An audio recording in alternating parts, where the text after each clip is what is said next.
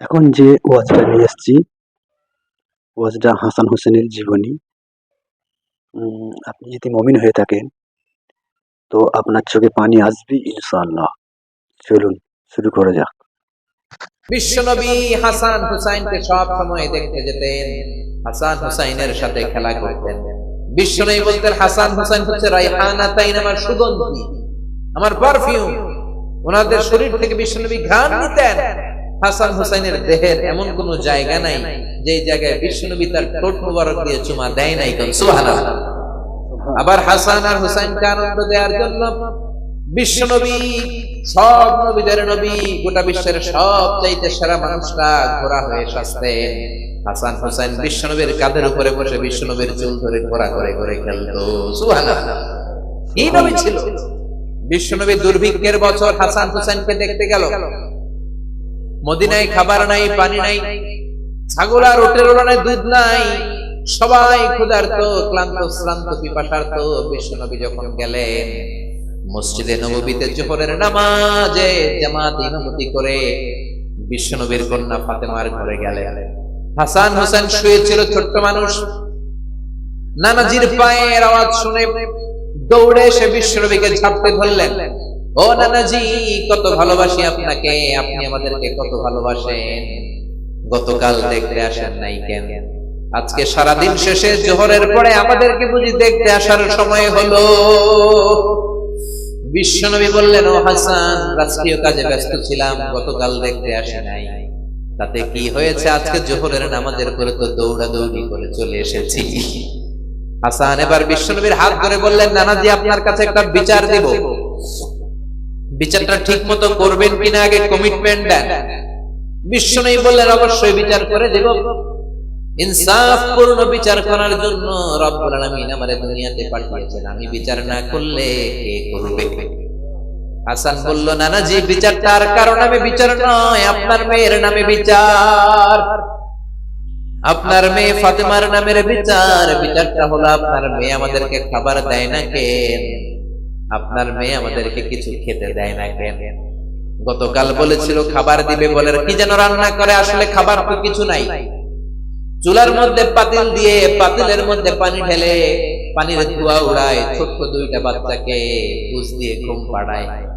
হাসান আর হোসেন বলল, নানাজি, গতকাল আমাদেরকে বললো খাবার দিবে, ঘুমিয়ে যাও, ঘুম থেকে উঠলে খাবার দিব, ঘুমালাম। রাত্রেবেলায় খেতে খেতে খাবার চাইলাম, আপনার মেয়ে খাবার দেয় নাই। আবার বললো ঘুমিয়ে যাও, সকালে দিব, আমরা দুই ভাই ঘুমিয়ে গেলাম। সকালবেলা খাবার চাইলাম, খাবার দেয় নাই। আবার ঘুম পাড়ালো, আবার খাবার চাইলাম, খাবার দেয় নাই। আমরা তো সহ্য করতে পারি না নানাজি, আমরা ছোট্ট দুইটা মাসুম বাচ্চা, আর সহ্য হয় না ক্ষুধার জ্বালা। আপনি বিচার করেন, আপনি একটা সুরাহা করেন, আপনি আপনার নিজের মেয়ের বিচার করেন। কেন আপনার মেয়ে ফাতেমা আমাদের সাথে এমন করে? কেন ফাতেমা আমাদেরকে খাবার দেয় না? বিশ্বনবীর মুখ দিয়ে কোনো কথা বেরোয় না, ধা ধা করে শুধু বিশ্বনবীর চোখের পানি ছাড়েন। বিশ্বনবী হুসাইনকে ডেকে বললেন, ও হুসাইন, কাছে আয়। কাছে আসার পরে বিশ্বনবী ওনার সামদেশের জুব্বাটা উপরের দিকে তুললেন। বিশ্বনবী হুসাইনকে ডেকে বললেন, হুসাইন রে, নজর করে দেখ, আমার পেটের মধ্যে 3টা পাথর বাঁধা। একদিন খাবার না পেয়ে তোদের দুই ভাইয়ের সহ্য হয় না, আর আমি বিশ্বনবী গত 3 দিন আমার পেটে কোনো দানা পানি পড়ে নাই। গত 3 দিন যাবত আমি কিছু খেতে পারি নাই রে হুসাইন। একদিনের ক্ষুধার কষ্টে তোদের যদি এত জ্বালা হয়, আমার 3 দিনের ক্ষুধার কষ্ট বেশি। আজীবন বিশ্বনবী এরকম কষ্ট করেছেন। তায়েফের ময়দানে পাথরের আঘাত খেয়েছেন, উহুদের ময়দানে দাঁত ভেঙে ঝরঝর করে রক্ত পড়েছে।